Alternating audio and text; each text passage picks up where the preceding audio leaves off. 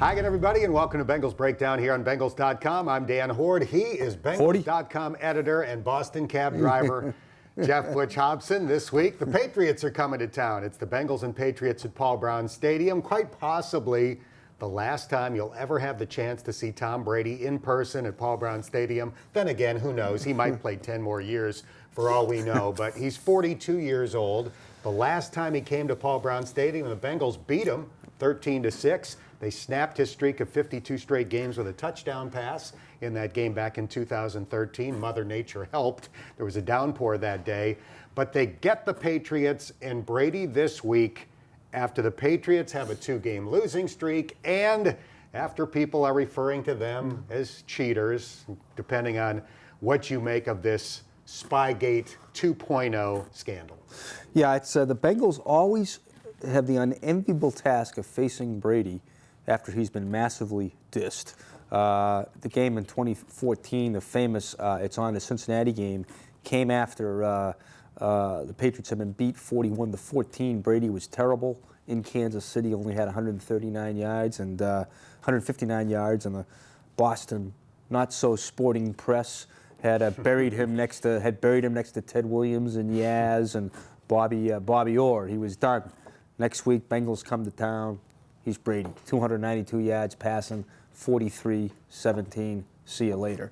Then they play him 2 years later in Foxborough, which they were the second game after he'd been suspended for 4 games, and he was on this holy grail trail of proving everybody wrong, and on a revenge. It was basically his revenge tour. Bengals were the second victim in that one. So, what kind of Brady do they get this one? He's 2 in a row. You've seen the stories. It's almost like 14 all over again. You know, let's have a day for him. You know, Big Papi, Manny Ramirez, and Brady. He's all done. So that's Brady seems to be at his most dangerous when he plays the Bengals.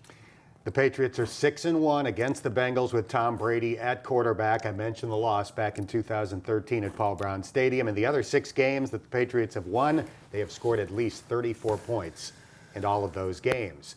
Bengals head coach Zac Taylor used to be an assistant coach with the Miami Dolphins. That meant he would face Bill Belichick and the Patriots twice a year. The Dolphins were actually 3-1 at home during those 4 years that Zac Taylor was on the staff.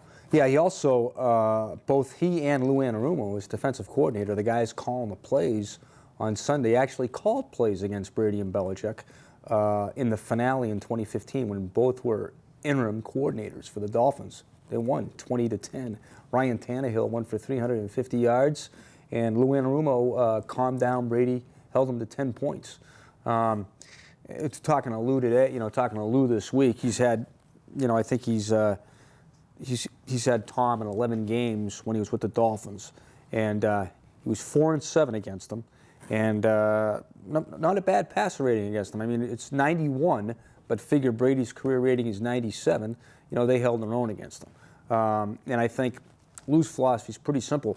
It's the same philosophy that the Bengals used in that 13 game when they won 13-6. They sacked him 4 times that game, but there were also maybe twice as many pressures. They were around his feet the whole time, making a move in the pocket. And Lou says that's what you have to do against the guy. You got to make a move, and you got to play tight coverage. You got to be. The Bengals won that. They beat Brady that day, even though one of their best corners was out. Leon Hall was out.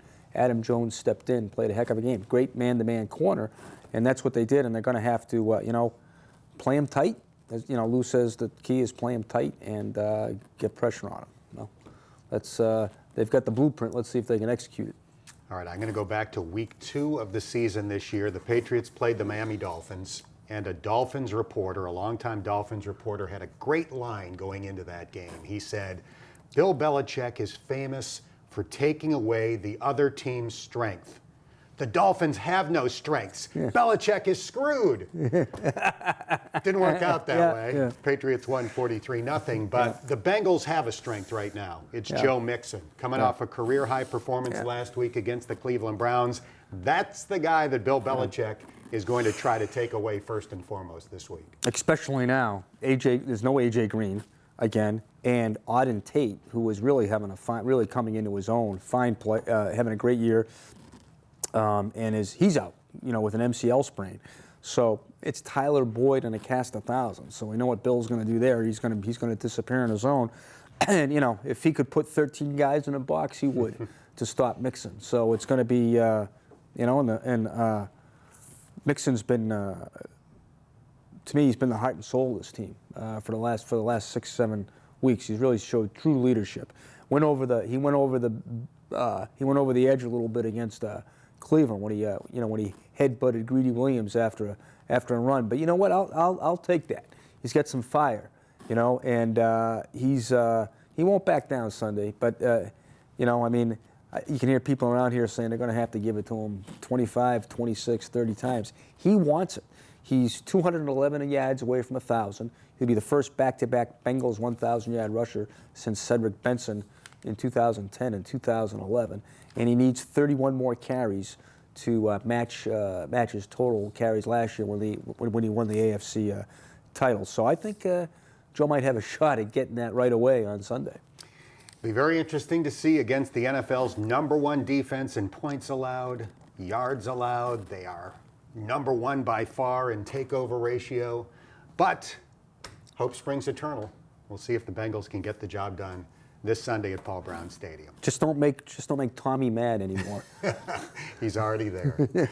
For Geoff Hobson and our photographers Marissa Contepelli and Sina Grivey, I'm Dan Hoard. Thank you for checking out Bengals Breakdown here on Bengals.com.